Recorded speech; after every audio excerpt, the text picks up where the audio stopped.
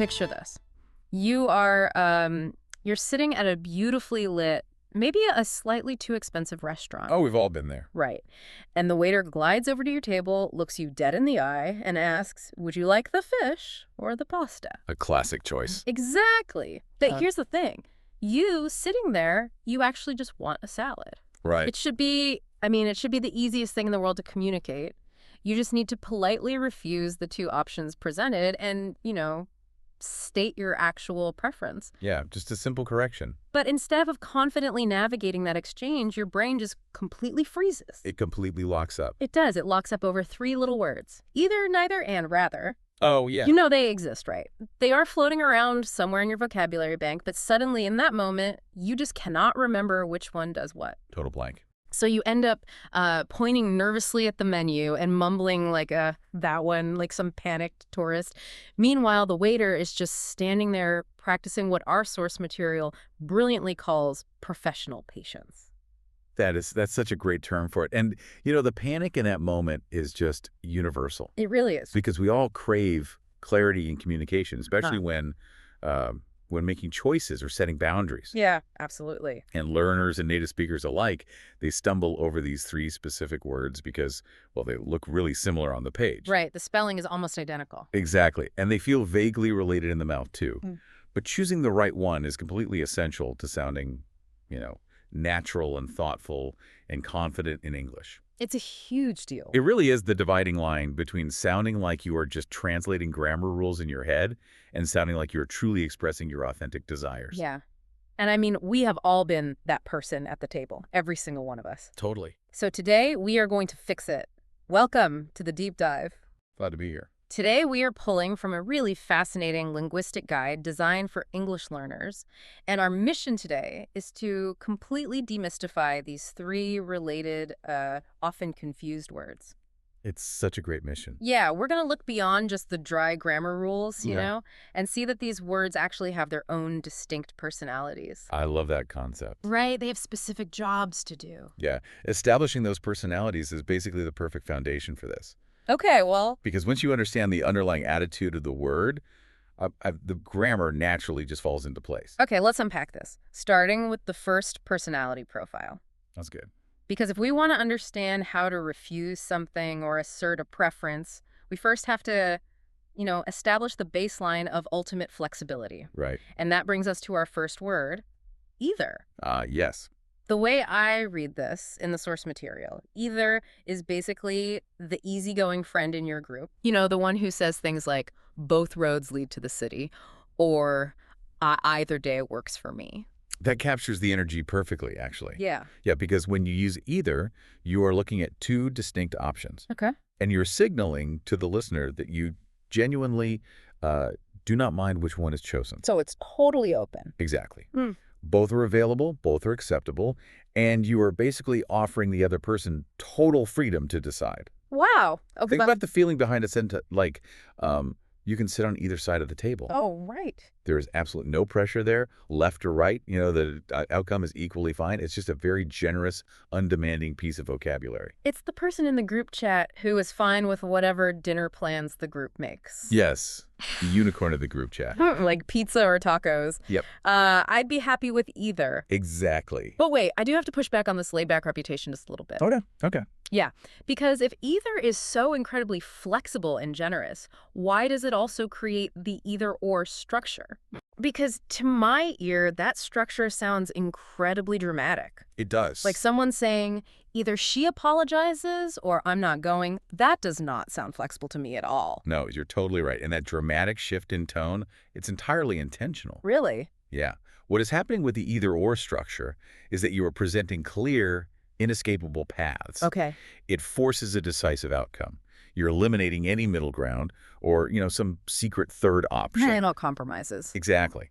So while it still deals with 2 options, instead of saying both are fine, the underlying mechanism is basically saying pick a path because we are moving forward. Oh, wow. It introduces real stakes to the conversation. English really does love a little drama, doesn't it? It really does. Like either we leave now or we miss the train. It really turns up the heat on the sentence. It forces action. Yeah. But the source material also outlines a second job for either. And this one operates almost completely under the radar. Oh, the negative agreement. Yes, it acts as the negative version of the word, too. Yeah. This is a crucial function for conversational fluency. I mean, it really is. Really? Yeah. Because when you are dealing with a negative sentence, one containing words like not, don't, didn't, or can't, Right. and you want to add that something else is also not true, you basically anchor the sentence by placing either at the very end. Oh, I see. So if someone says, I don't like horror films, and you want to share that sentiment about a different genre, you would say, I don't like thriller films either. So the either just hanging out at the end of the sentence is just doing the exact job of also not? Precisely. Like she didn't come to the party, he didn't come either. Yes. And for the listener, mastering this specific structural habit, Yeah. dropping either naturally at the end of a negative statement, Yeah. that is an instant marker of fluency. Wow, really? Just that one little word placement. Absolutely. Hmm. Because it demonstrates that you understand how to link consecutive negative ideas seamlessly without just clumsily repeating the original statement. Oh, that makes so much sense. It's literally the negative, too. Exactly. Like, I love this song, me too. Or, I don't love this song, me either. You've got it. That makes perfect sense. Okay, so other handles are flexibility and are linked to negatives. Right. Yeah. But what happens when flexibility is completely off the table? The plot thickens. What happens when both paths presented to you are just, terrible and you need to build a wall? Well, that requires a completely different linguistic personality. Enter neither. Yes. The art of the clean refusal. It really is an art. If either is the flexible friend, neither is the refuser. It is the one who looks at the options and says no to everything. Not this and not that. Hard pass. Exactly. Taking us back to that restaurant menu where the waiter asks, fish or pasta? Right. This is neither's moment to shine. You just look up and say, neither. Thank you. Boom. It's so clean. It leaves absolutely no room for waiter confusion. It really is the pinnacle of linguistic efficiency. Yeah. Like, neither option sounds good, or neither of them called. You are rejecting two things simultaneously with just a single word. But let me try to construct a sentence here, because I know this is where learners really get tripped up. Go for it. When I'm in a real conversation and I really want to emphasize that I didn't like the fish or the pasta, my muscle memory wants to double down on the refusal.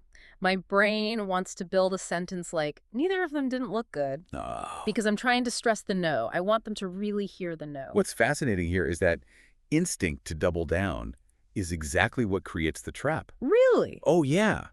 Because when you are communicating in a second language or, even just speaking quickly in your native one, Sure. the cognitive load is super high. Your brain wants to ensure the listener hears the refusal, so it tries to stack negative words. Right, like more negative equals more refusal. Exactly.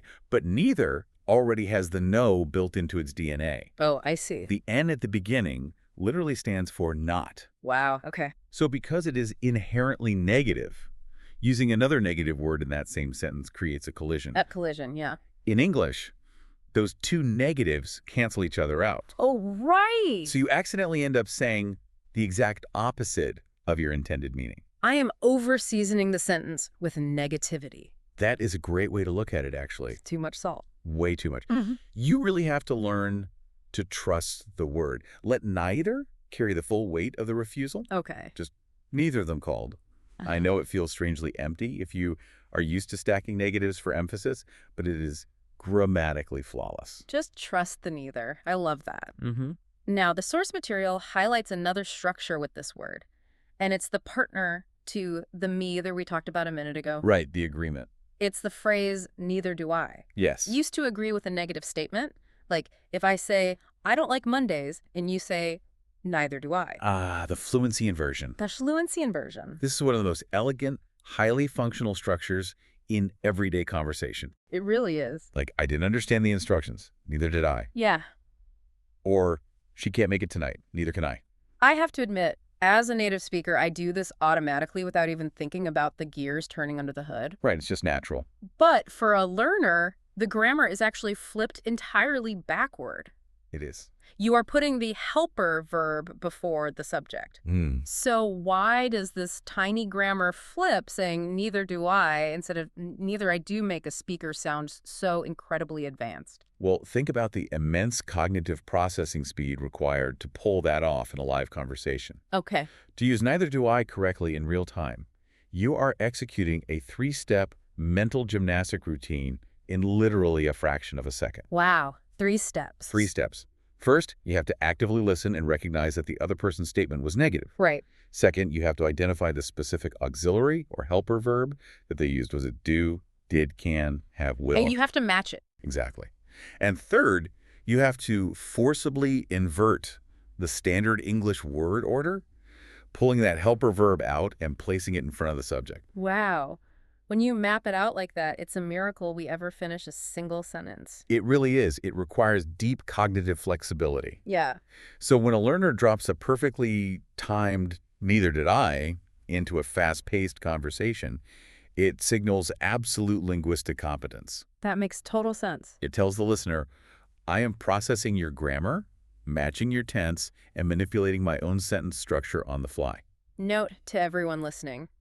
Drill those fluency inversions until they are muscle memory. Absolutely. Okay, so either accepts the options and neither reject them. Correct. But what if you want to scrap the menu entirely? My favorite part. Right. What if you don't just want to say no, but you want to assert exactly what your preference is? Then we call in the third personality. Rather, Yes. this word brings a completely different energy to the table, doesn't it? Completely different. It is highly personal. It's entirely about what you specifically desire or prefer if you had the power to choose. Right. It is the vocabulary of subjective opinion. Okay.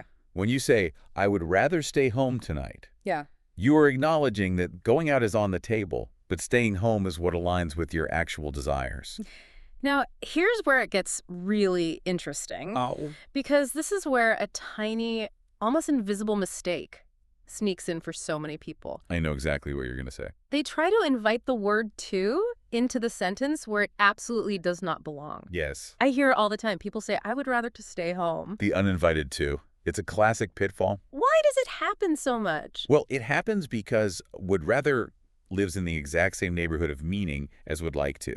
Oh. And would like to obviously requires the two. Right. I would like to stay home. Exactly. So the brain associates the two concepts and incorrectly borrows the grammar from one to use on the other. That makes so much sense. But to understand the mechanism of rather, you have to treat it like a modal auxiliary verb.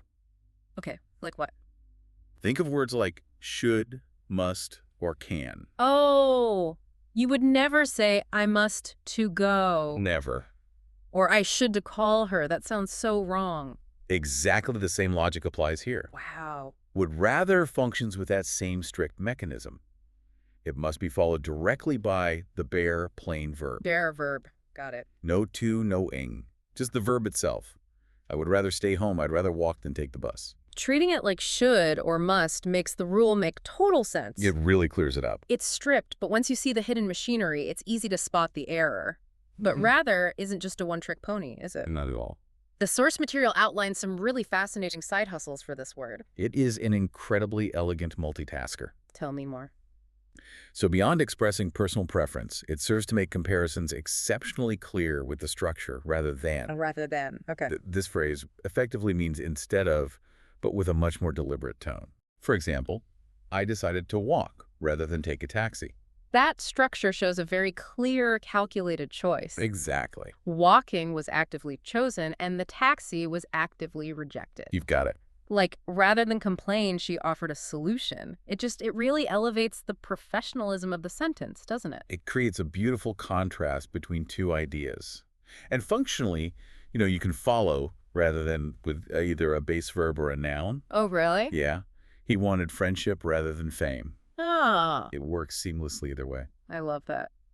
And then there is its job as an intensifier. Yes. This might actually be my favorite part of the deep dive today. It's great usage. Using rather to mean quite or to a significant degree. Like Yeah. saying, that film was rather long, or it was rather cold this morning. Yes. I was trying to think of how to explain the emotional feeling of this usage. Okay. And the best analogy I could come up with is clothes. Well, let's hear it. Using rather as an intensifier instead of the word very is like wearing a beautifully tailored suit instead of a graphic tee with a slogan on it. Oh, wow. Right. Both of them cover you up. They both do the job of intensifying the sentence, but one is measured, precise, and elegant, while the other is just loud. That tailored suit analogy captures the nuance perfectly. You think? Absolutely. Yeah. When you describe something as very good, it is direct, enthusiastic, and perhaps a bit blunt, the graphic tee. Yeah. But describing something as rather good introduces a slightly understated, thoughtful tone. Understated, yeah. It implies that you didn't just have a knee-jerk reaction. You evaluated the situation, you weighed the merits, and are now delivering a very measured opinion. Wow. It carries a certain intellectual elegance. A sense of measured opinion. I really love that. I am definitely going to start dropping rather good into my daily life just to sound a bit more sophisticated. You totally should. So knowing the personalities of these words, the flexible either, the refusing neither, the opinionated rather, Right. that's all great structurally. But all of that structural perfection falls apart the second you open your mouth and second guess how to actually pronounce them. Ah. And that brings us to the argument that absolutely nobody wins. The ultimate language battleground. Yes. The pronunciation debate. Oh, boy. Is it ether and neither, or is it either and neither? Right. People argue about this in classrooms and YouTube comments, literally everywhere. I need a definitive answer from the linguistic guy. Well, the definitive answer is probably going to disappoint the debaters Oh, no. because both are completely standard and correct. Wait, really? Both? Both. There is no winner, only geography and personal preference. Fair. Generally speaking, in American English, the dominant pronunciation is either and neither. Right, that's what I usually say. And in British English, you will more frequently encounter either and neither. Oh, okay. But neither's grammatically or phonetically wrong on a global scale. So I can literally just pick my favorite sounding one? You can. But there is one ironclad rule you must follow. Okay, what is it? Consistency. Ah.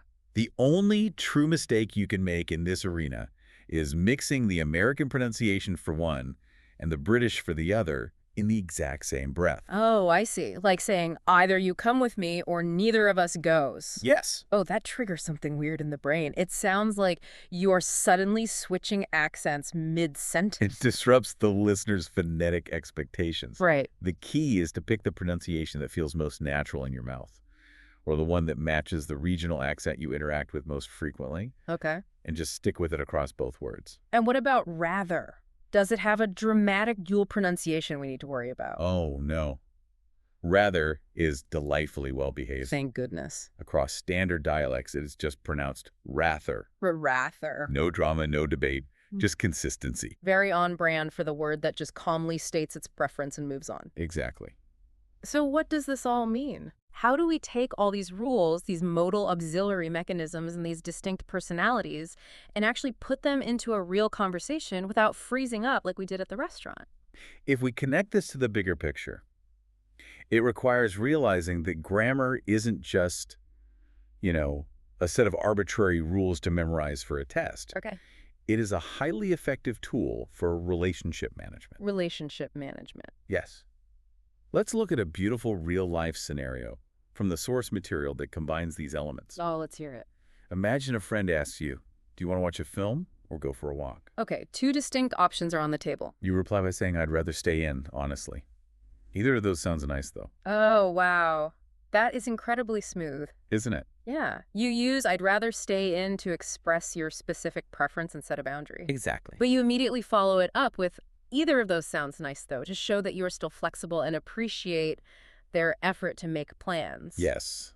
You are combining the personalities of the words to manage the social dynamic. That is brilliant. You are protecting your own energy, stating what you'd rather do, while simultaneously using either to soften the impact of the rejection and maintain the warmth of the friendship. Wow. You aren't just reciting vocabulary at that point. Yeah. You are navigating a complex human interaction with absolute precision and grace. It really proves that mastering these words is about being able to express your exact thoughts and feelings without making things awkward or aggressive. Which is the true ultimate goal of fluency. Yeah. It's not about passing a grammar quiz. It's about being understood exactly as you intend. Absolutely. So as we wrap up this deep dive, we really need to bring it all back to the ultimate anchor. Yes. The memory trick for you, the listener, to take away today? The restaurant table. Exactly. Whenever you feel that panic setting in, whenever someone presents you with two choices, I want you to mentally transport yourself back to that restaurant A table. waiter is standing there. Fish or pasta? Think of your three characters. If you genuinely do not mind the outcome, channel the flexible friend. Let them choose. Say, either is fine. If you are looking at two options that you absolutely categorically do not want, channel the clean refuser. Trust the word to do the work. Yes, without adding extra negatives. Just say, neither, thanks. And if you are ready to rewrite the menu entirely because you know exactly what your preference is, Channel that understated, tailored suit elegance. Drop the uninvited to and say, I'd rather have the salad. perfect. 3 words, 3 completely different people at the table. Mastering those three responses gives you the tools to handle choices, polite refusals, agreements, and contrasts in completely natural English. It really does. So your homework for this week is to start noticing these words in the wild. Oh, they're everywhere. Listen to deep dives like this one, watch movies, and hear how people deploy them. And then try a small experiment. I love an experiment. Swap out the blunt phrase I want for the measured I'd rather just once this week and see how it feels. Just once. Feel the difference in the elegance of your own sentence. You know, this raises an important question, something really worth pondering long after we wrap up today. Oh, what's that? We have just spent this time analyzing how using the exact right word to express a refusal or a preference projects confidence to others. Yeah. It manages relationships and sets boundaries with absolute clarity, Right. which makes you wonder if we constantly rely on vague language in our day-to-day lives, mumbling that one or just going along with things because we can't find the exact words. Wow, yeah. Are we actually watering down our ability to assert our true boundaries and desires? Oh, that's heavy. Does speaking with clearer grammar actually force us to live with clearer boundaries? Wow. It might not just be about sounding better to the people around us. It might fundamentally be about understanding what we actually want for ourselves. That is a rather profound thought to leave on. I see what you did there. Does clearer grammar build clearer boundaries? Something to think about the next time you are sitting at that restaurant table, staring down the fish and the pasta. Good luck out there. Until next time, keep noticing the words around you. Catch you on the next deep dive.